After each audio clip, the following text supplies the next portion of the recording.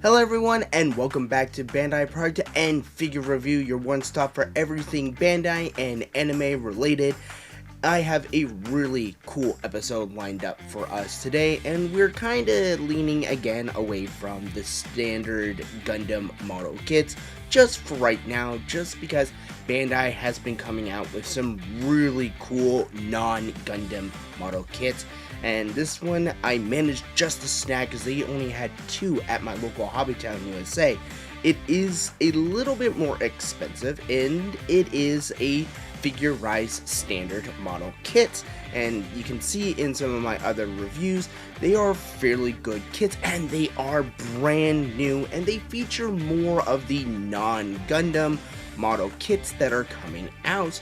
And this one is in anticipation for the next season, which left a very big cliffhanger, and I am talking none other than the Figure-rise Standard Kaiju number 8 from the anime Kaiju number 8.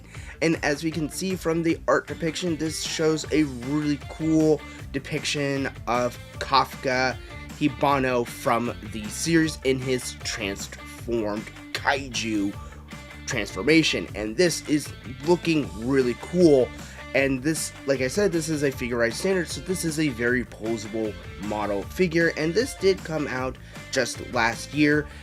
This was a really cool model kit, and again, my Hobbytown only had two of these, so I managed to snag this. I do have another model kit from Kaiju number 8, so I may end up doing that one right after this one, just for we have those back to back, because it is one of the main girls, and yeah, she has a giant axe. But getting back to this particular one is a really cool depiction. So let's roll opening and open this bad boy up to see what it's going to take to build Kaiju number 8.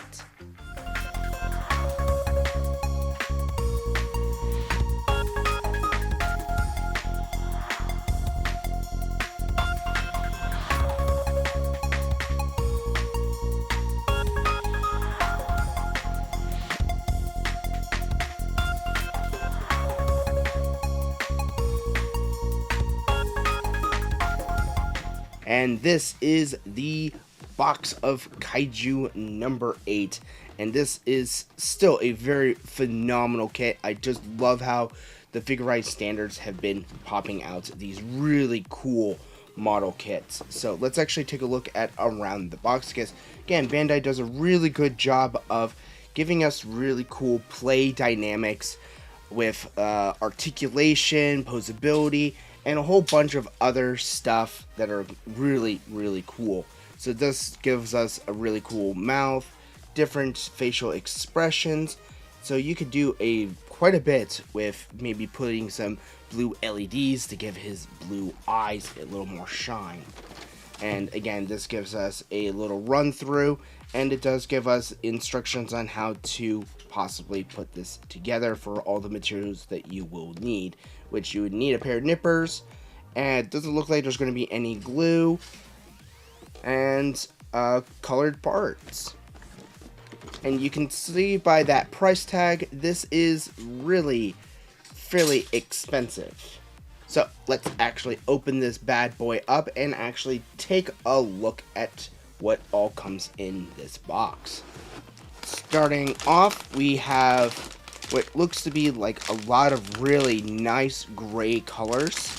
The packaging is really nice, and we can see there's a lot of muscle textures on here. So again, this is a kaiju monster, which anyone that doesn't know what kaiju means, it means monster or a giant monster. So he's actually a pretty small monster, but that's the whole premise of this. And this is actually kind of cool, where they give us a nice sticker sheet. It gives us different types of eyes, and this is a really nice aqua color. So I may be able to possibly paint these types of designs on here, but overall it looks like it's going to be a really fun build. And now moving on to more of the pieces, we actually have several different faces, which gives us a lot of options on how to actually do different facial expressions.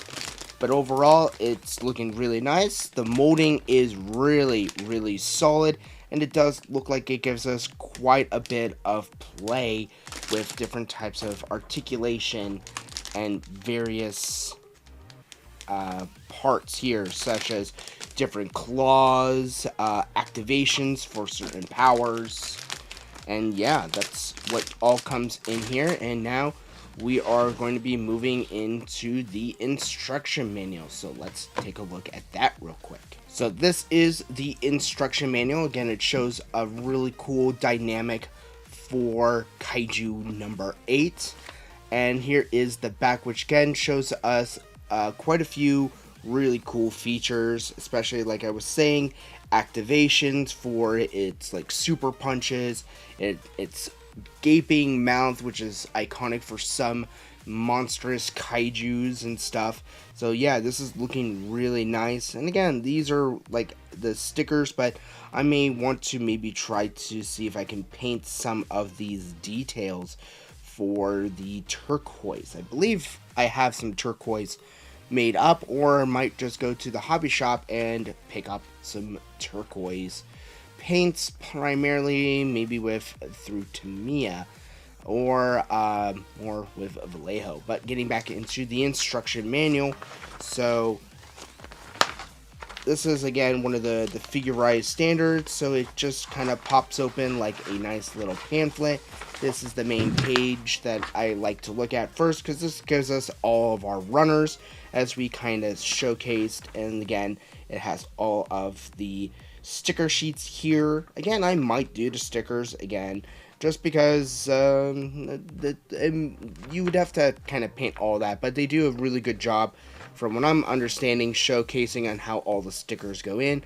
But I wanted to have it be as clean as possible. Again, you have these little edges here, so you would have a little bit of trouble there, but overall, it looks like it's going to be a fairly easy assembly process with how the head is put together, torso, arms, the legs, and yeah, that's pretty much everything. And then it shows us how you can do different effects, and this is compatible with the action-based series that comes with a lot of the 30-minute mission model kits that Bandai has been doing. And then we have different eyes that we can interchange and stuff like that, so that's really cool. I like the dynamic on this, so I may try this one just with the stickers, just because if I can't find any turquoise paints, then yeah, I'm gonna have to resort to the stickers.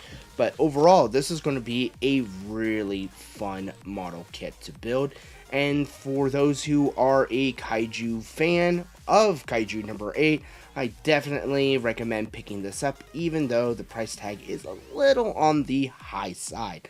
I would still recommend getting this kit, just because it's such a really cool, badass kit.